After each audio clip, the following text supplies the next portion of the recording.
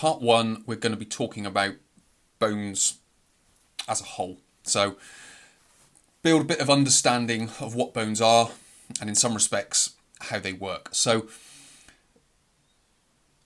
very simplistically, there are, let's just say, two parts to bones. There's like an inner shell or an inner matrix and an outer shell, if you will. So the outer bone is known as cortical bone. This is the strong stuff. So this is where it gets its strength from. This is where it gets its rigidity from. And it's known as cortical bone. Then you have the inner matrix, if you will. This is where bone gets its sort of durability from, its flexibility.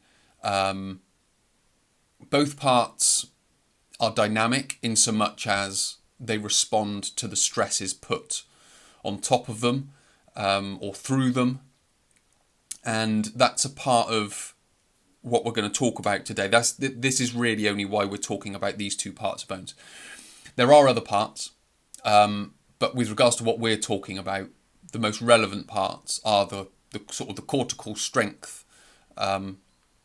cortical bone, which is the strength, and then you've got the inner trabecular bone, which is the flexibility, which is the matrix. So when you see the diagrams online of this, in some respects quite elegant structure of bone, generally it's that inner matrix. And we're talking about the density of the bone and maintaining the density of the bone. Now, the reason why we have these two is that if we only had the cortical bone, bones would be very rigid and they wouldn't have the flexibility to them. And what comes, albeit they're strong, but what comes with that rigidity to it, they're more liable for breaking because they don't have the flexibility and the ability to absorb shocks and things like that. If we had only the trabecular bone, again, bones would probably be a little bit too soft, they'd be too flexible, so on and so forth. So you put the two together and you get the strength and the flexibility. So you get the ability to absorb shock and you get the ability to be strong as well. So you kind of get the best of both worlds. And whenever you look through the body, whatever tissue you're looking at, whatever organ, whatever system you're looking at within the body, what you will generally find is that best of both worlds. So it's not too far slung in one direction, it's not too far slung in the other direction. It's kind of got the best of both. Then another important part for bones is the fact that muscles join onto them. They join via a tendon. There is no absolute boundary of muscle tendon to bone. They kind of merge into each other. So there is an overlap. So there is no definite line of bone, tendon, muscle. The tendons do join on via another part of the bone called the periosteum, which is a bit like an outer layer, if you will, to the bone, which it joins onto. And this allows, again, if we sort of went further, it allows the transport of nutrients in and waste out as well. So that again is sort of a layer that does that, but we're not here to talk about that. Then we have bones respond to muscle activity and load that goes through. So bone is a malleable tissue.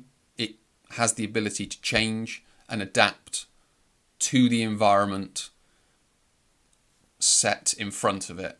So bones will become stronger, healthier, more dense with regular activity because they are responding to the stresses put on them from muscular contraction, or that's one of them. Obviously, if you're running, you've got the impact going up through as well. So there will be impact will be a part of it, but also muscle tension, muscle contraction, muscle usage will allow bones to be healthy, stronger, more dense. If you take that away, the whole principle, I mean, if you can take one thing from this, it would be, if you don't use it, you lose it. It's the same with muscles, it's the same with bone. So we've got to keep load going through. So it's not just as easy to say, right, I've built my bone, now I'm going to stop, because when you stop, it will have that drop off. So with regards to bones, the two main parts that we're talking about are the cortical bone, which is the sort of the stiffer, stronger structure to the or outer part of the bone, and then you've got the trabecular, which is like the inner matrix, which gives its sort of durability and flexibility to absorb shock without, breaking, as long as the shock isn't too much. Then we have the fact that muscles join onto them and that the bones respond to the load going through them through impact and muscle contraction.